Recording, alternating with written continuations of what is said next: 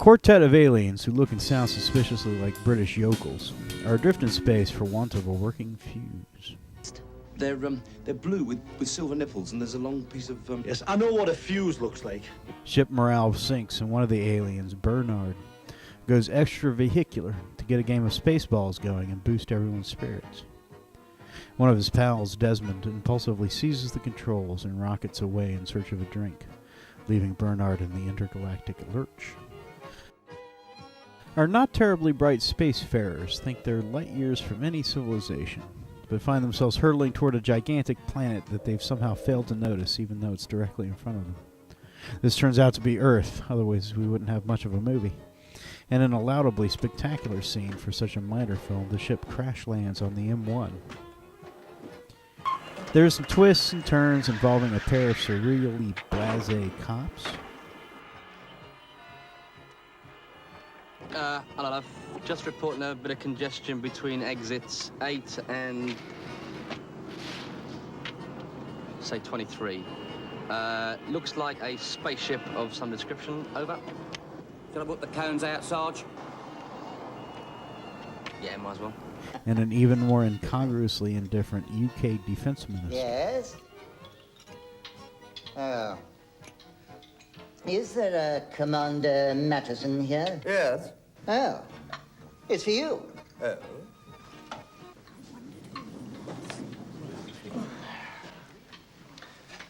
Oh, hello. No, not very. Aliens? What do you mean, aliens? What do you mean from another planet? Yes, it's a tricky one, isn't it? Mm. Well, if they're still alive, don't let them out of their flying saucer. We don't want a lot of little green men terrorizing the home counties during Ascot week, do we? Hmm? Yes, all right. Full emergency. Soon a breathless British and American secret government takes the daft extraterrestrials into custody and tries to establish contact with them. This goes poorly, not because of any language barrier. The visitors speak fluent, if not particularly melodic, English, but because they have next to nothing interesting or useful to say. They've started playing with the chess set. Oh, this is a development. Very decent. I see. Attempts at détente quickly stall, but before too long my fellow Americans energize the proceedings by claiming without evidence that the aliens are really marauders bent on conquest, and drum up an angry mob who mean to kill the trio before they kill them. Graham, a reporter, sees a chance for a story and rushes the aliens out of the compound just ahead of the mob. The four subsequently go on the lam.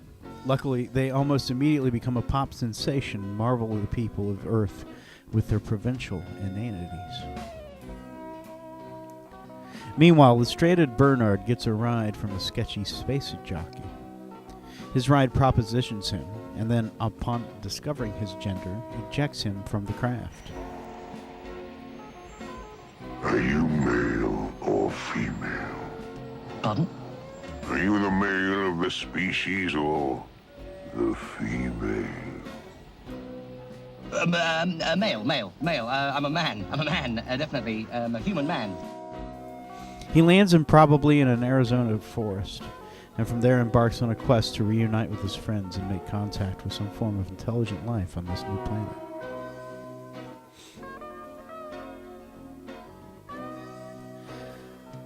A British production that plainly owes a debt to the Hollywood's 80s sci-fi blockbusters.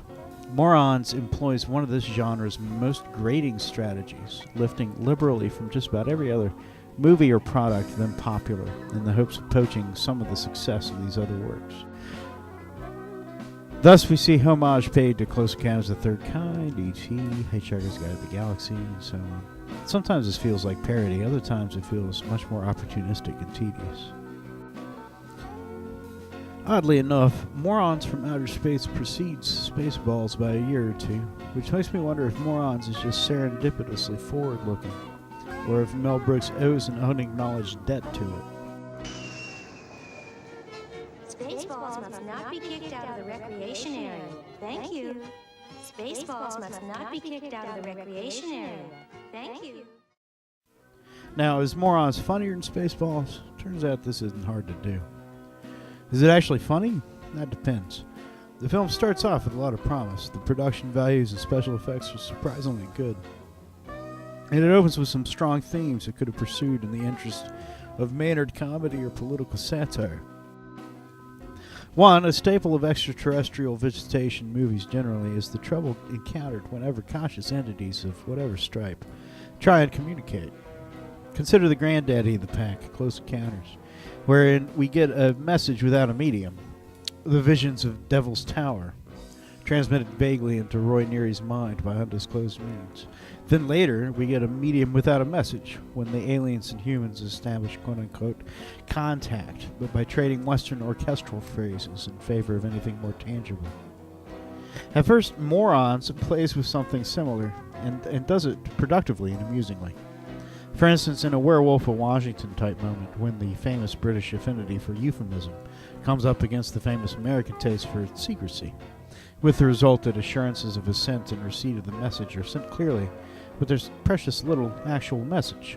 Let's face it, Commander, the people of the world as we know it are, what's the word I'm looking for? Doomed? No. Saved? No. Not alone. The people of this world are not alone. I think you know what I'm talking about, Matteson. So broadly, you're in agreement.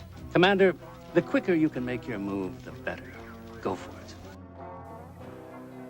I hate to think the world is really being run this way, but I fear it may be so. Or, in a fitfully funny running gag, Bernard stumbles on a trash can whose lid is banging in the wind, and mistakes the random banging as some sort of secret communication. The movie has other inspired moments. The reporter, Graham, in infiltrating the top-secret army base, steals a decontamination suit, then covers up the name tag when the suit's rightful owner turns up for it, a gesture the American colonel interprets as some sort of fascist salute and reciprocates. This ends up spreading reflexively among the troops as the movie goes on. The problem the movie has is that it creates these more satirical plot lines only to abandon them halfway through in favor of, first, it's a mad world style of coarse chase comedy, then a cloying slapstick based on the gag that the aliens have been promoted beyond their merit. It doesn't help that the movie's edited so clumsily, evidently to get a PG rating, that it loses the tight narrative that would otherwise make such an ending possible. Consider, after the aliens escape from the secret military compound, we find them at a formal government reception, it never being made clear how they got there.